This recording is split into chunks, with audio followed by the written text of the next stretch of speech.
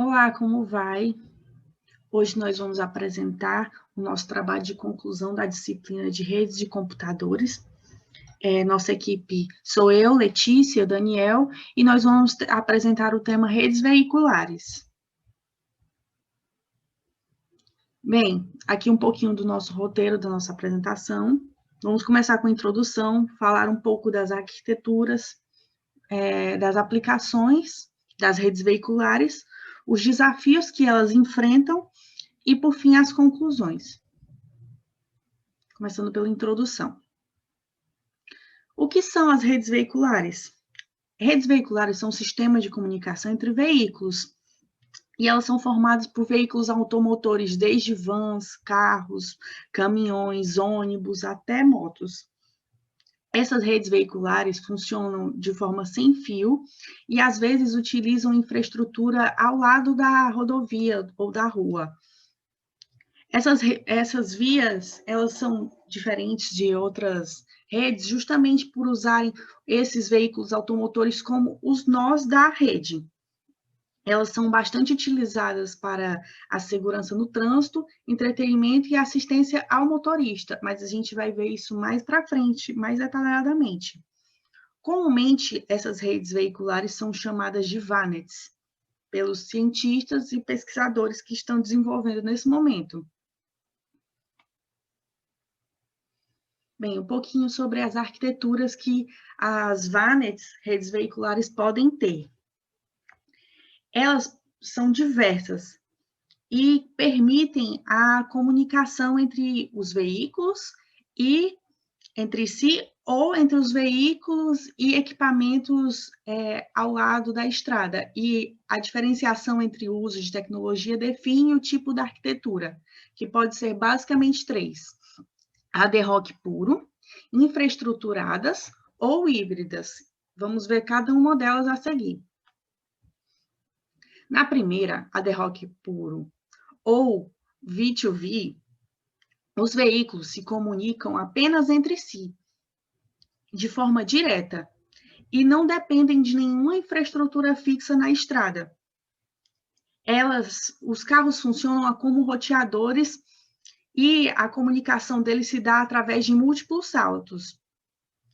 Essa tecnologia, ela é bem mais barata, mas ela enfrenta alguns problemas, principalmente na cobertura, porque a densidade dos carros é que define a cobertura da rede. Então, se os carros estiverem muito distantes uns dos outros, pode haver momentos em que a rede não funcione, mas ela dá uma liberdade maior de comunicação entre os veículos. Já a segunda forma de arquitetura é a infraestruturada, ou V2L. Ela emprega uma forma totalmente diferente, em que a comunicação da rede funciona através do Roadside Unit, o RSU. Essas infraestruturas no acostamento permitem a comunicação de uma forma mais segura e mais persistente. Por quê? Porque a RSU vai estar sempre lá na estrada em determinados momentos. E assim, o carro sempre vai ter uma cobertura mais fixa. Porém, a aplicação dessas estruturas na estrada pode ser custosa e atrapalha um pouco na implantação da rede. Mas, com essa estrutura fixa, é possível, por exemplo, usar a internet, porque assim fica mais fácil de os carros receberem um sinal de qualidade. A terceira arquitetura é a híbrida, que ela vem como uma união entre a V2V e a V2L. Justamente, ela usa uma estrutura ao lado da estrada, mas não é uma estrutura tão grande que nem seria se ela fosse apenas a V2L. E assim, os carros tanto se comunicam entre si, como às vezes tem uma estrutura ao lado da estrada para fornecer sinal ou algum tipo de rede, de outros tipos de rede. Aqui temos uma figura que representa cada uma das arquiteturas. Podemos ver aqui ao topo o modo híbrido, que seria a comunicação tanto de carro para carro, como é para RSU. Aqui também temos o modo infraestruturado, que o carro apenas se comunica com a RSU. E o modo ad hoc, que é apenas os carros se comunicando entre si. Cada uma tem suas vantagens e desvantagens.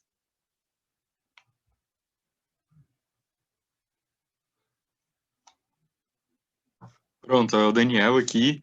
Agora eu vou falar um pouco sobre o papel que as aplicações, os benefícios também que as aplicações oferecem ao utilizar essas redes. Pode passar, Letícia.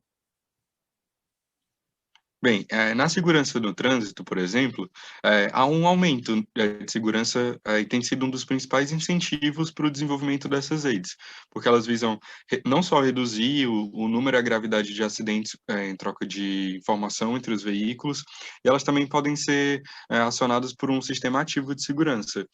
E é interessante porque, mais na frente a gente vai falar sobre isso, mas um dos grandes problemas são as mensagens falsas, e elas impõem requisitos, as próprias aplicações podem impor requisitos mais estritos de latência, confiabilidade, para que essas aplicações não tenham problemas quando houver essa inserção de mensagens falsas para haver problemas uma negação de serviço, por exemplo, no sistema. Pode passar, Letícia. Muitos acidentes podem envolver veículos parados, lentos ou desgovernados. Algumas abordagens usando redes veiculares são o emprego de mensagens periódicas indicando um posicionamento, velocidade e direção dos veículos, a utilização de mensagens assíncronas disparadas somente quando um mecanismo de emergência for acionado. E daí tem outros casos também, como quando alertar um veículo próximo à colisão, acelerar o chamado de serviço de emergência, ou então outros casos, por exemplo, no tempo de reação, que pode variar de 0,7 a 1,5 segundos. Isso significa que poderia ser evitado um acidente, porque é o tempo de reação do motorista, se ele for avisado previamente de algo que possa estar acontecendo à frente, ele tem esse tempo entre 0,7 a 1,5 segundo para reagir e evitar que algo possa acontecer. Esses sistemas de aviso poderiam alertar todos os veículos com um pequeno atraso e possibilitar maior tempo para a redução da velocidade. Pode passar, Letícia. Já na área do entretenimento, é bem interessante porque a maioria das aplicações de entretenimento propostas para redes veiculares, ela está associada à internet, ao acesso à internet em qualquer lugar e momento. Porque a gente sabe que, pelo menos no interior, é muito difícil você dirigir e conseguir escutar música ou ver algum streaming na internet. Então, essa proposta é bem interessante. Essas aplicações se beneficiam bastante disso. Dentre as principais aplicações, né, como eu já tinha falado, tem a troca de música, filmes e a distribuição de áudio e vídeo. A preferência é por utilizar o sistema peer-to-peer ao invés do client-server, porque aí não precisa usar muito a infraestrutura, mesmo no caso dos gateways, como é falado ali embaixo no slide, então consegue ficar a relação realmente só entre os próprios usuários e não precisa usar muito a infraestrutura mesmo e acaba sendo muito custoso. Pode passar, Letícia. Bem, outra vantagem que é muito interessante é a assistência mesmo ao motorista. Como as redes veiculares, o que mais beneficia as pessoas é o fato de aumentar a segurança, então um dos quesitos que fazem com que seja tão benéfico são uns avisos de estacionamento, disseminação de informação de vias, controle de tráfego, aumento de auxílio a cruzamentos, condução conjunta de veículos, localização mapa, aumento de visibilidade e veículos sem condutor humana. Então, todas essas coisas todos esses pontos fazem com que facilite a experiência do motorista, né, utilizando estradas e tal, faz com que seja mais cômodo e mais seguro também. Pode passar, Letícia. Pronto, agora falar um pouco sobre os desafios, né, que essas redes apresentam. Pode passar. É, que são muito importantes, principalmente na cibersegurança, é que essas redes elas possuem algumas ameaças alguma das áreas, a disponibilidade, a autenticidade de identificação, confidencialidade, a integridade e confiança de dados, e o não repúdio, né? A propriedade para que a parte contratante não possa negar a autenticidade de sua assinatura em um documento. E, todos esses pontos são muito interessantes porque são a parte de cibersegurança que engloba as redes veiculares. Então, toda a parte que o usuário não está propriamente ligado do que está acontecendo, mas que são necessários esses pontos para que tudo possa acontecer. Pode passar. Tá, agora eu vou falar um pouco sobre os ataques, né? Os ataques que acontecem. O que eu tinha escrito aí é que, por exemplo, em um ataque DOS, uma rede pode ficar indisponível, inundando e enviando spam para pacotes com mensagens falsas, que consomem toda a largura de banda disponível. E eu acho que, na pesquisa, eu achei que era muito interessante, porque esses ataques DOS, eles incluem uma família muito grande de ataques, e que eles têm foco na disponibilidade dos serviços da rede. Eles podem ter grandes consequências, especialmente para as aplicações dos VNets.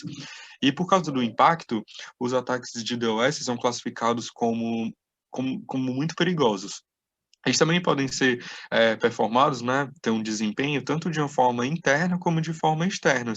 E eles são aplicados nos nós maliciosos nas redes. Aí, nesses ataques, o atacante, né, ele tenta bloquear os principais meios de comunicação e tem por um objetivo interromper os serviços, para que ele não fique disponível para os usuários legítimos. Aí, como um exemplo disso, o fato de você simplesmente inundar ah, um um canal de controle, por exemplo, com altos volumes de mensagem, e tudo isso é feito de forma manual e intencional. Pode passar, Letícia. Pronto, agora a gente tem uma pequena conclusão para o trabalho, a gente já está em 12 minutos. Então eu vou ler aqui o que eu tinha escrito. O sistema de de inteligência veicular, perdão, é um sistema que oferece inúmeras vantagens aos condutores de veículos, principalmente pela proteção contra acidentes e a eficácia ah, do tráfego rodoviário, graças à cooperação entre as diferentes entidades das redes. No entanto, como qualquer sistema, ainda possui alguns pontos fracos de segurança cibernética e que devem ser melhorados para que possa haver uma aceitação e adesão maior dos condutores de veículos. Só para acrescentar, é que, como a gente já tinha falado anteriormente, as redes veiculares elas servem muito para disponibilidade e para benefício em termos de segurança do usuário. Então, por causa disso, eles são um alvo muito fácil, um alvo bastante importante dos atacantes. Então, um ponto que precisa ser muito melhorado realmente é a melhora na confiança desses dados, para que as pessoas realmente se sintam mais seguras em utilizar. Pronto, é isso. Aí a gente encerra o nosso trabalho.